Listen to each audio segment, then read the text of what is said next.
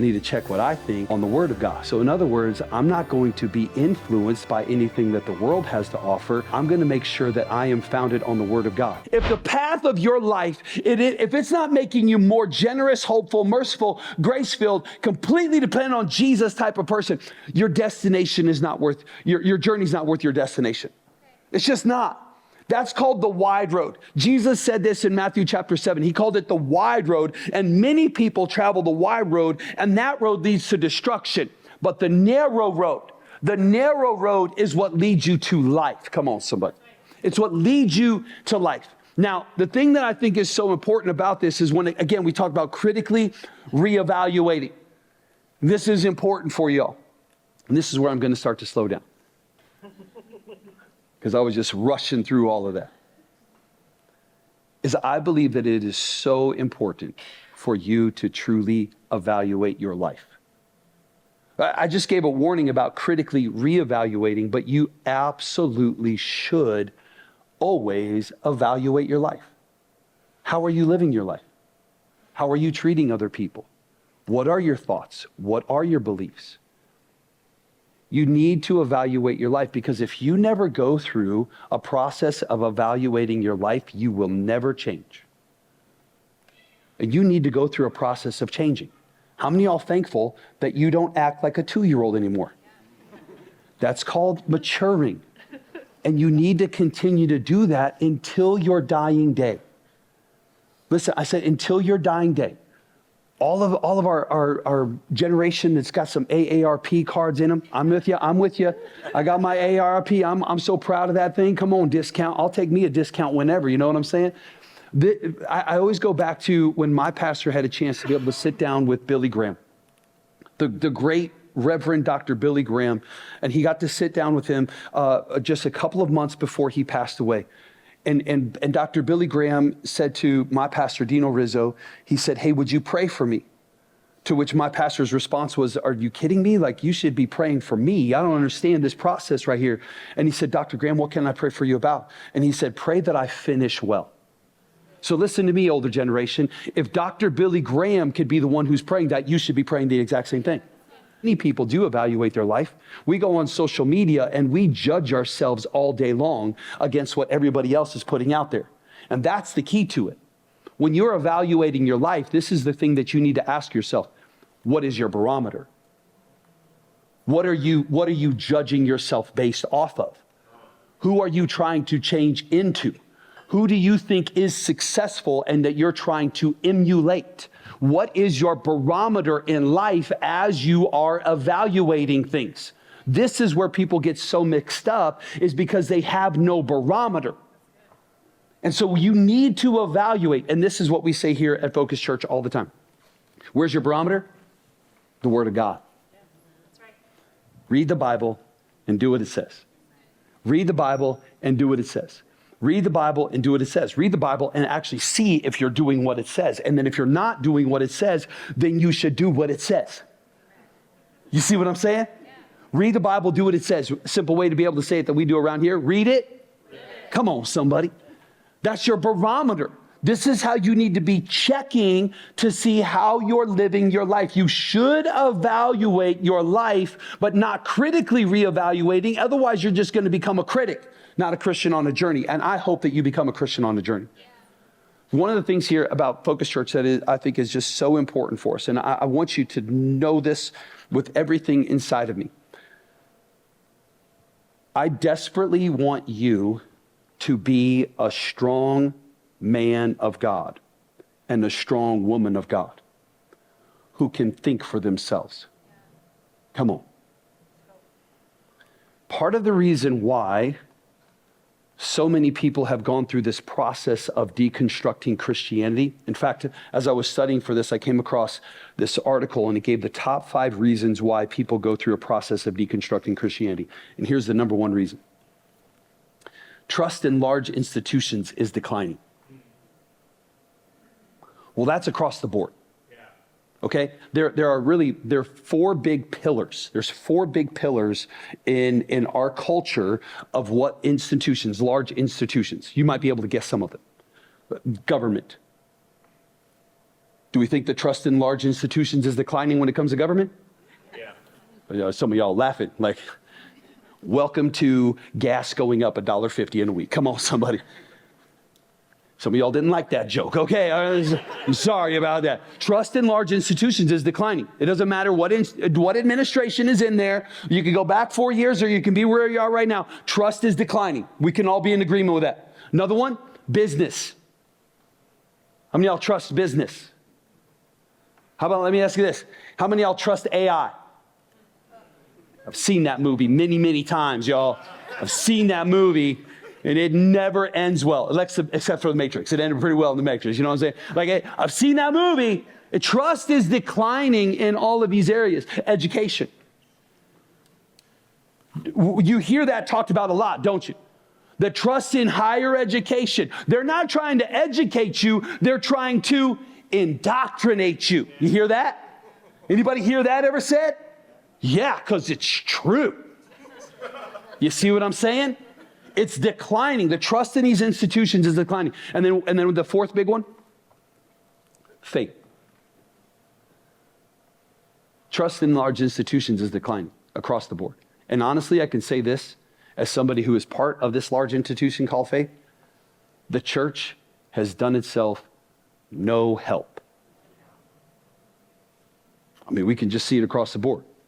Within just the Catholic Church, but not just the Catholic Church, the amount of sexual abuse that has been tried to be covered up.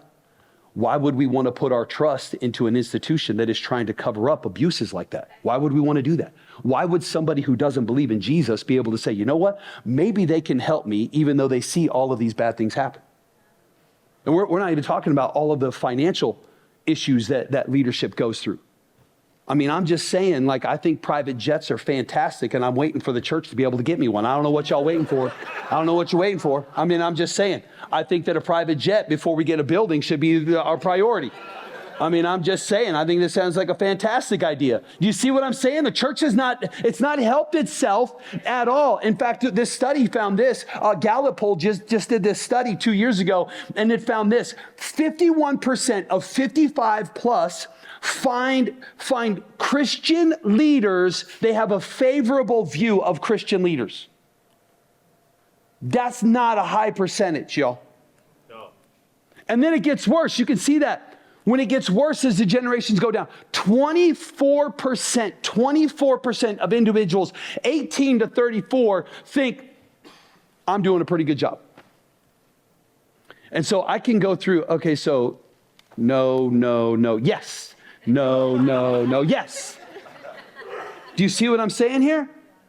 No wonder we think, you know what? I don't trust what's going on there. I don't trust what the church has to be able to say. And honestly, I can say this. I believe this to be true about many pastors and Christian leaders and all leaders of faith, not just in Christianity, but we're talking here about Christianity because this is a Christian church. And so I can say this. I truly believe this. Part of the reason why that this is so unfavorable is not just because of the abuse that we have seen in different areas, sexually and financially, but I also believe that there are so many individuals who have used their position as an abuse of power.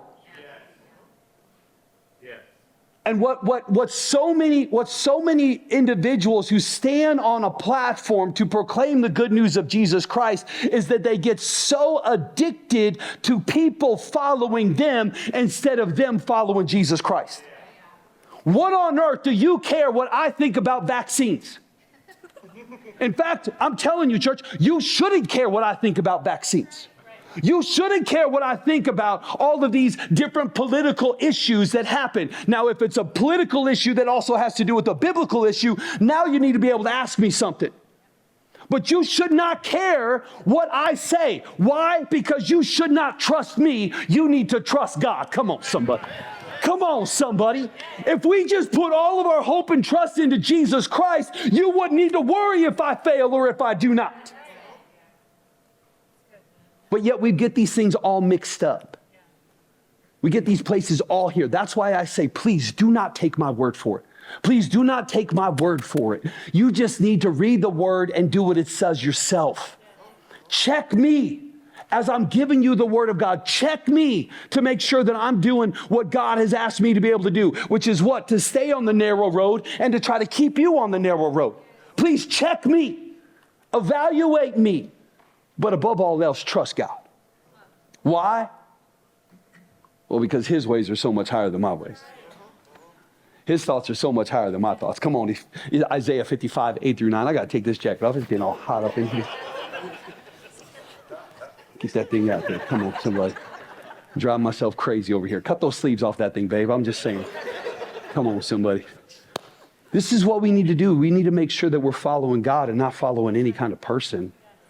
And that way, if something does even ever happen to me, and I'm not trying to set you up of like, I know I got a failure, and I'm trying to make sure you're not. No, I'm just saying, like, don't trust what a pastor has to say. Trust what God has to say. And then if you get something from it, then you check what the word says. You see where I'm going with this? Then we don't have to worry about ourselves getting all mixed up and all messed up inside of our heads. So here's what I hope. Here's what my hope is that we can have a church that is strong enough that when you are confronted with the areas of this life, that you can do something very powerful. And it's this. You think for yourself, but also understanding that your thinking is broken. Which is why I need to make sure that I check my thinking on the one thing that will never fail, Jesus Christ. I need to check what I think on the Word of God. So in other words, I'm not going to be influenced by anything that the world has to offer. I'm going to make sure that I am founded on the Word of God, the rock on which I stand. That's right. You know who influences me? Not a political party. I'm not going to be influenced by a political party. I'm not going to be influenced by Instagram. I'm not going to be influenced by some fashion influencer, whatever it is. I'm not doing that. I'm not doing that. No, I want to be founded in the Word of God. And I need you to be founded in the Word of God. Let me tell you, that's some old-time religion. Think for yourself, but understand that your thinking is broken. And so I need to make sure that my thinking stands on the Word of God. Y'all feel me on this?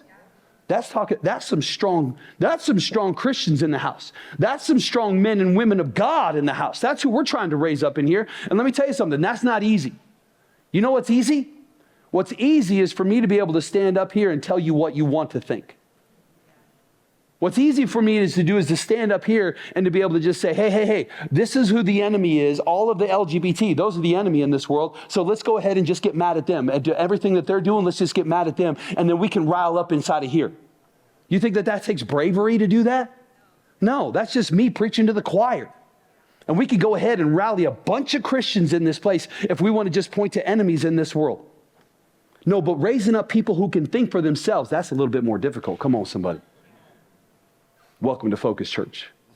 The one thing that we're trying to do is to get you to focus on Jesus Christ no matter what life's decisions are. That's what we want to be able to do. That is going to help make sure that there is not just a trust in the decline of institutions, but we put our trust in Jesus Christ. That's some old-time religion.